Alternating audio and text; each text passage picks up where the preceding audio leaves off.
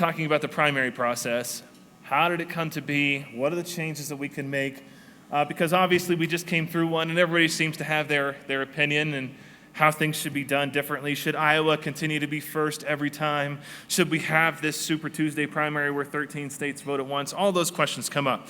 So our first speaker that we're going to introduce as part of this segment is a guy who is actually very instrumental in the creation of the SEC primary this year, and that is Georgia's Secretary of State, Brian Kemp. So everybody give a big round of applause. Georgia's Secretary of State, Brian Kemp, is with us here at RedState. Appreciate it. Good morning. Thank you very much. It's an honor to be with you.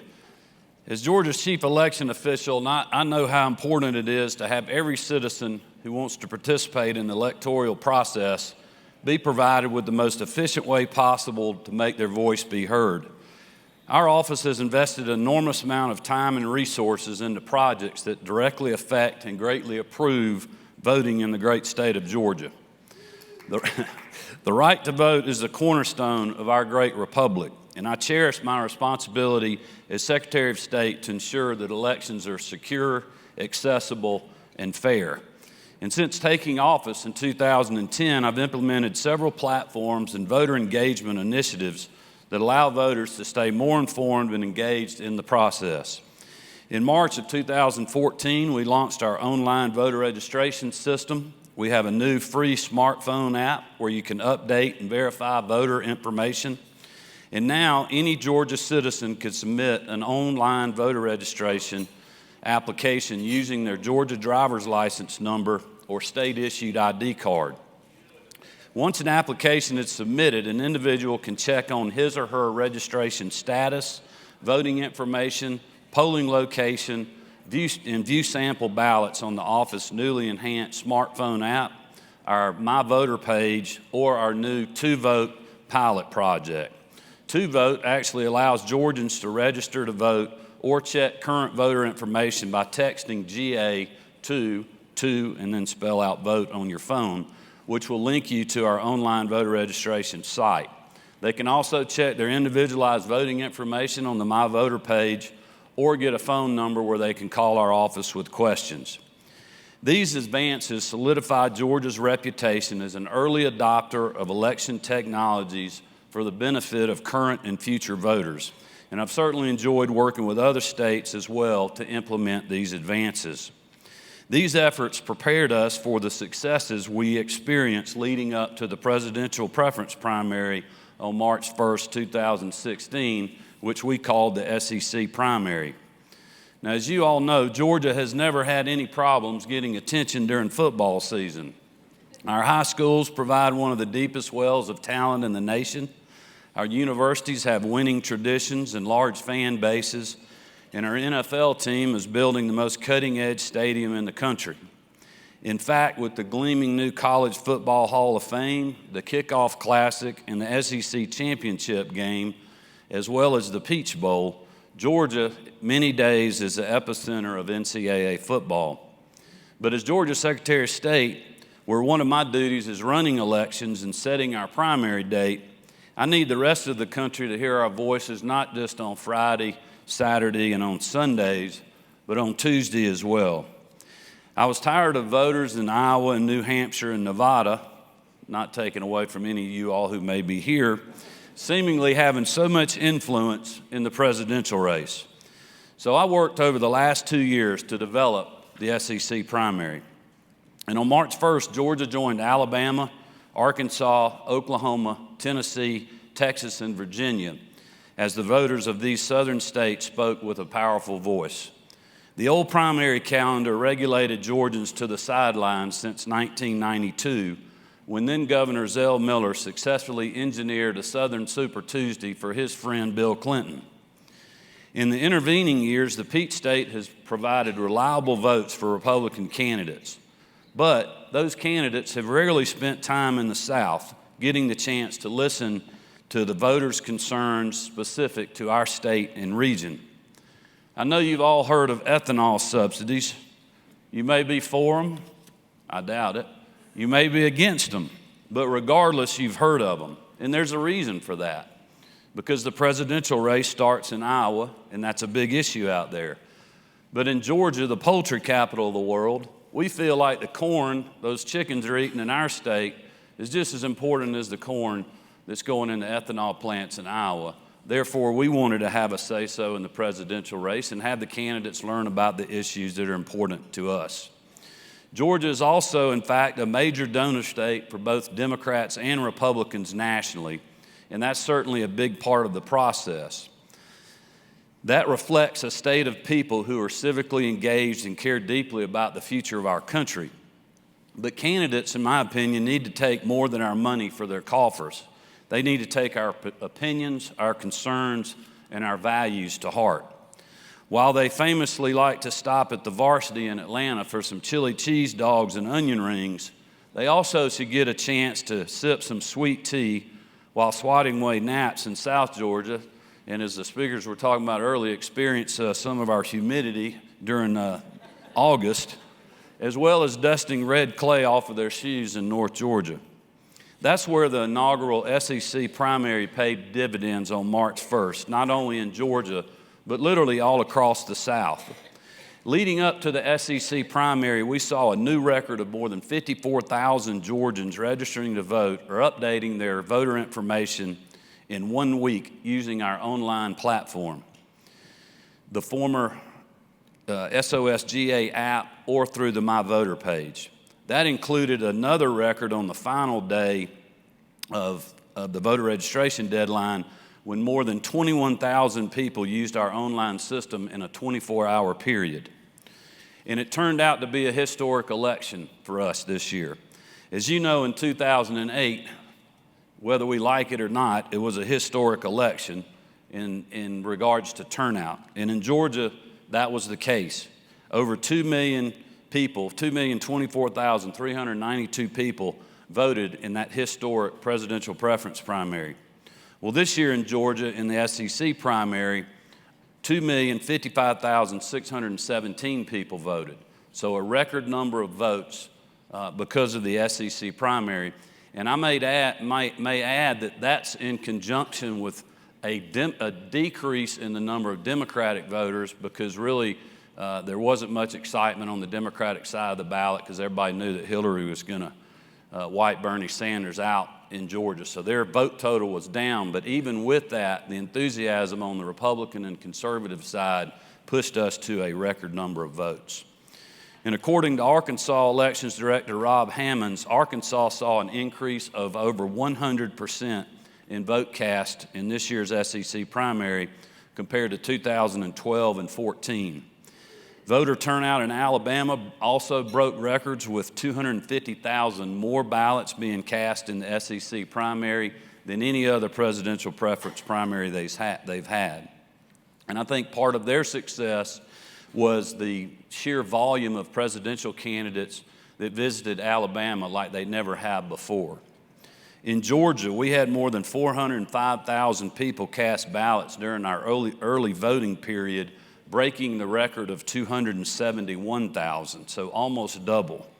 That's an increase of 49% from 2008 to 2016. And just on the last day of early voting in Georgia, the Friday before Tuesday, March 1st, we had over 100,000 people vote on that Friday.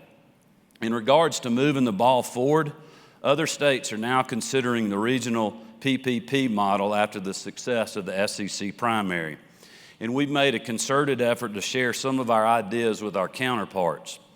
It's crucial, in my opinion, that the Republican Party, as well as conservatives, successfully leverage technologies and inform citizens, especially of the younger generation, about the importance of voting. But we also, as conservatives, have a duty, and we need to make our job to be educating these voters as well, not just encouraging them to go vote, but educating them on what the candidates stand for and what the conservative message is and who supports that. That's just as important as it is getting people registered, in my opinion. One way we are solving a growing problem and helping secure the polling place is by recruiting veteran poll workers. With over 770,000 veterans in the state of Georgia and numerous military installations, we've made a concerted effort to reach out to all service members and veterans in many ways, especially when it comes to voting and elections. I launched an initiative last December to encourage election officials across the state to hire veterans to prepare for this year's presidential election cycle. The right to cast one's vote has been defended for years by the brave men and women of the United States Armed Forces. Now voters in Georgia will have our nation's heroes helping staff polling locations where these voters are exercising that right.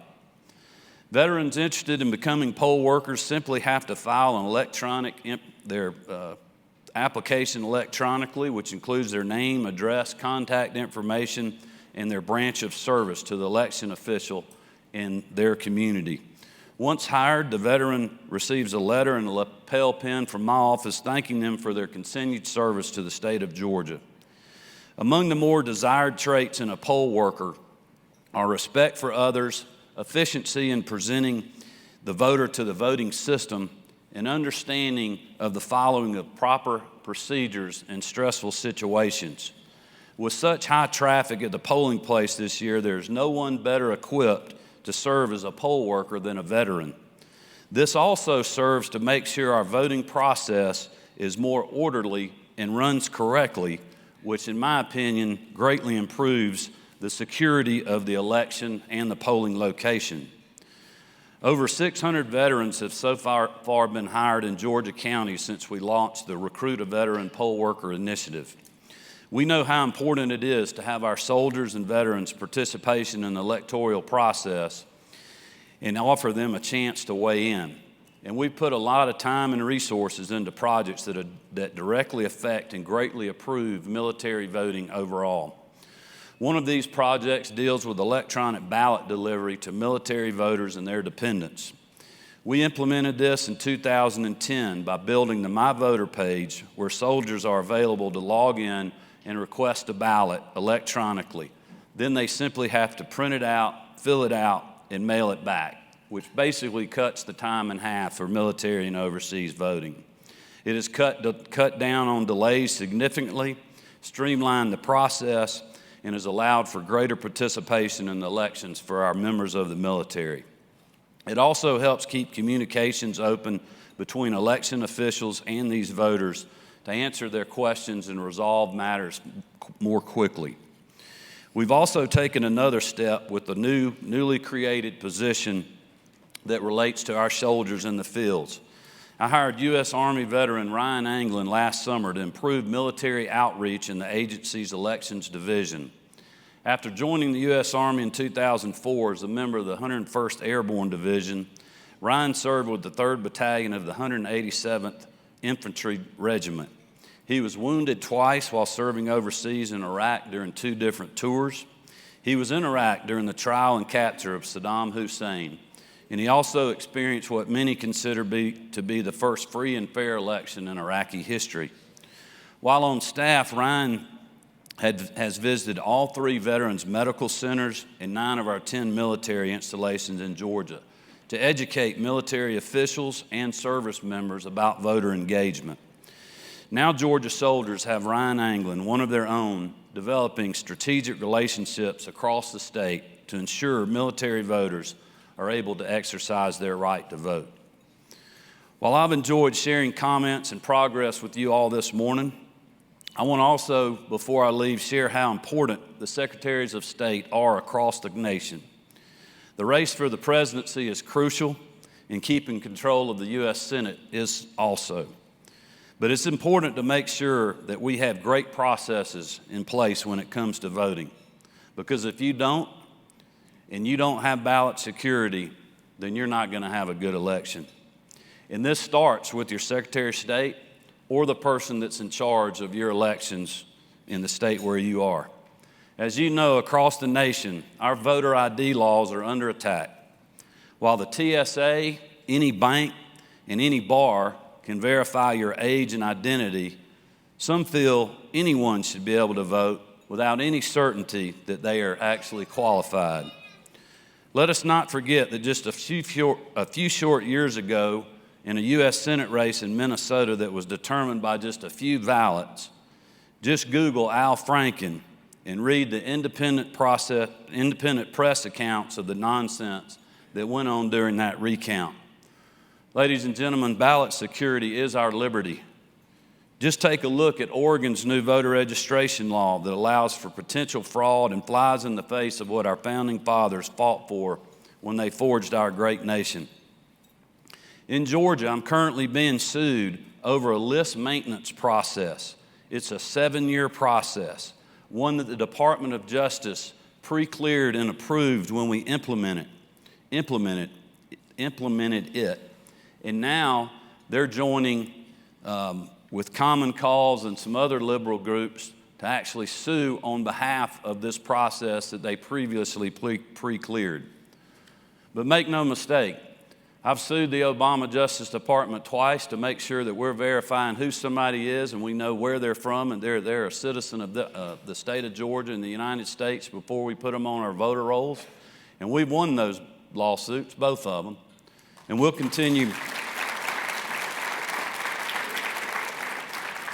And we'll continue to fight this as well to make sure that our voter registration lists are up to date and that people that are moving out of the state of Georgia get removed from the list because they are no longer citizens of the state and aren't eligible to be voting, and that deceased voters and others are pulled off that list as well. I don't know what the future holds for myself or my family, but when I'm called to account for what I've done as my time as a public servant, I will gladly say I spent every day as Secretary of State making it easy to vote and hard to cheat. Thank you for having me today. I'm looking forward to answering your questions.